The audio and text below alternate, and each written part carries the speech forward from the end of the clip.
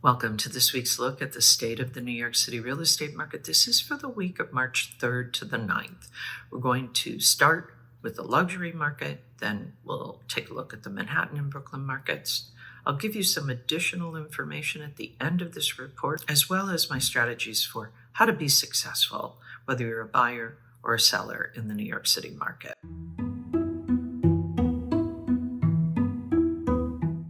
35 contracts were signed last week in the luxury market. That's 3 more than the previous week.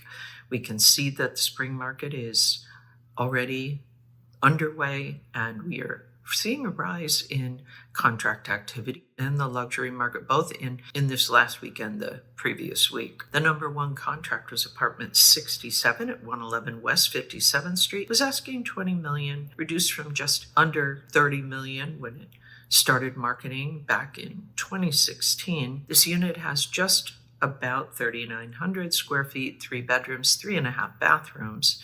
It features a 50-foot great room. It has 14-foot ceilings and lovely Central Park views. 111 West 57th Street is a 60-unit, 82-story building, and it rises 1,428 feet on the former site of Steinway & Sons piano store. Amenities include a concierge fitness center, 82-foot pool, lounge, terrace, private dining room, plus a covered driveway entrance. So far, 38 units have closed, averaging about $4,200 per square foot. The number 2 contract was M6 at 150 Charles Street. It was asking around $18 million. It was reduced from around $20 million when it was listed a year ago. It is a triplex maisonette. It has 4 bedrooms, 4 bathrooms, and 2 powder rooms, plus a private garage. The ground floor features the living room and dining area. It also has a 15 by 10 foot terrace in the back. 3 of the 4 bedrooms are upstairs, and the basement level has a recreation room. Amenities in this building include a doorman, concierge, fitness center, lap pool, children's playroom, and garage. The total weekly asking price sales volume for last week, $251,951,980. Average asking price, $7,198,628. Median asking price, $6.5 million. Average discount from original ask to last asking price, 11%, and the average days on the market, 668. That's it for the luxury market. We're going to shift now, take a look at what's going on in Manhattan and Brooklyn.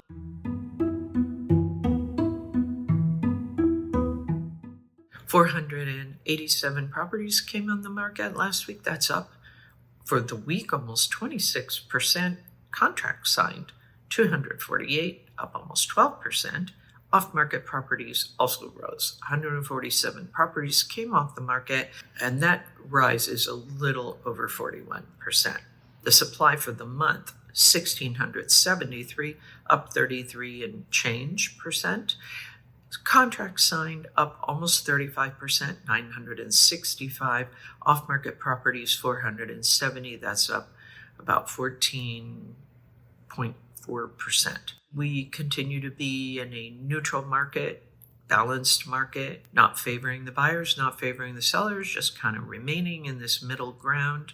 The liquidity pace chart, 965 contracts signed over the last 30 days. That's up 25.3% from last month and up almost 4% from last year. I'll give you a little more information about the Manhattan market at the end of this report, but we're going to shift now. We're going to take a look at what's going on in Brooklyn, and then I'm going to share with you my best strategies to be successful in this market.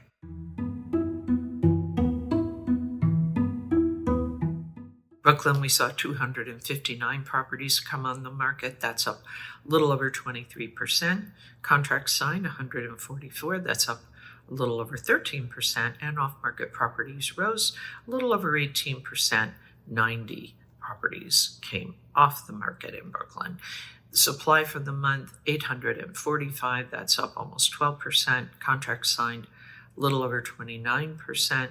At 573, in the off-market properties for the month, 274. That's up almost 38%. The market pulse in Brooklyn continues to be in neutral, just like Manhattan.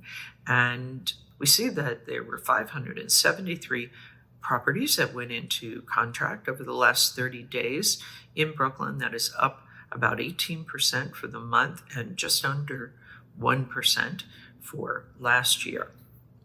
Okay, what does all this mean? Now that I've shared all this data with you, I'm going to share a little more information with you, and I'm also going to wrap this up now, kind of give you a summary of where we are right now in the New York City market. And I'm also going to share with you strategies so that you can be successful in this market. 35 contracts signed in the luxury market, as I said, up 3 contracts from the previous week. 4 of these were in the trophy category, so priced at $10 million and above. As we continue to see, condos are outselling every other category in Manhattan. There were 25 condos that went into contract, 7 co-ops, and 3 townhouses. Very interesting, though, I think, is we're seeing, for last week anyway, more of those contracts were signed downtown than uptown. Typically, we've been seeing more contracts uptown in the luxury market than in the downtown market. But last week, there were 16 uptown and 19 downtown. As I said, the Manhattan and Brooklyn markets remain in a kind of a neutral balance state. We see the supply, increasing, but now that we've turned the corner and we're in the spring market, we're also seeing contract levels increasing. The total supply in Manhattan, 5,969, and in Brooklyn, 2,979. Pending sales, 2,578. Brooklyn, 1,776. Off-market properties in Manhattan, 4,053. Brooklyn, 1,895. Average days on market in Manhattan, 93, and in Brooklyn, 67.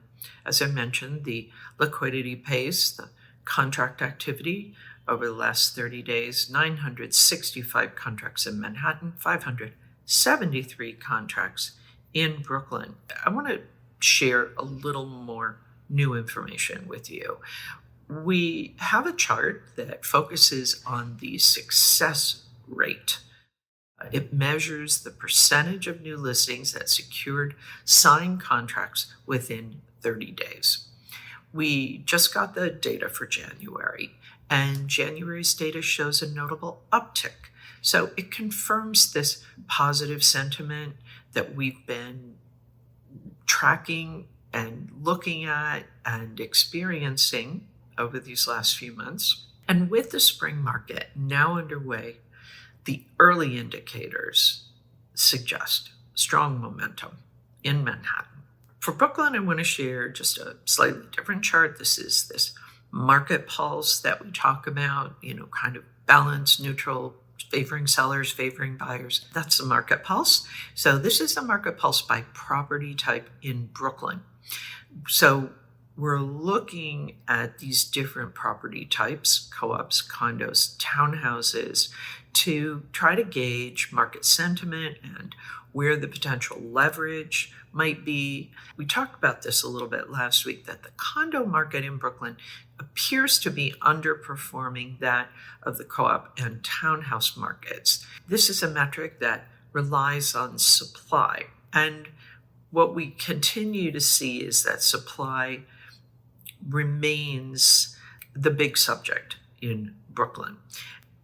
So now here's the latest mortgage rates, at least as of March 7th. We see that, this week the mortgage rates just went down a smidge. The 30-year conforming and jumbo both went down, the jumbo more than the conforming. Good idea to keep an eye on what's happening with the mortgage interest rates. We are not seeing huge changes, but we are seeing slight changes to those rates. But if you're an active buyer, or even if you're an active seller, definitely want to be keeping an eye on these rates. So I'm going to continue to share these with you. So what does this mean if you are a seller? Well, spring season is here. And as I've been saying, if you want to list in this season, the spring season, which is our longest and by far our most productive season, typically speaking, you're going to want to get your property on the market ASAP. certainly by the middle of the month makes sense. Be sure that you watch your asking price, because asking price is part of your strategy to get buyers in the door right away and get them making offers. Remember, this is a neutral market, so keep your asking price in alignment with selling prices. Buyers, yes, the supply is beginning to rise. More buyers are entering the market. Contract activity is up, so you will want to be mindful of that.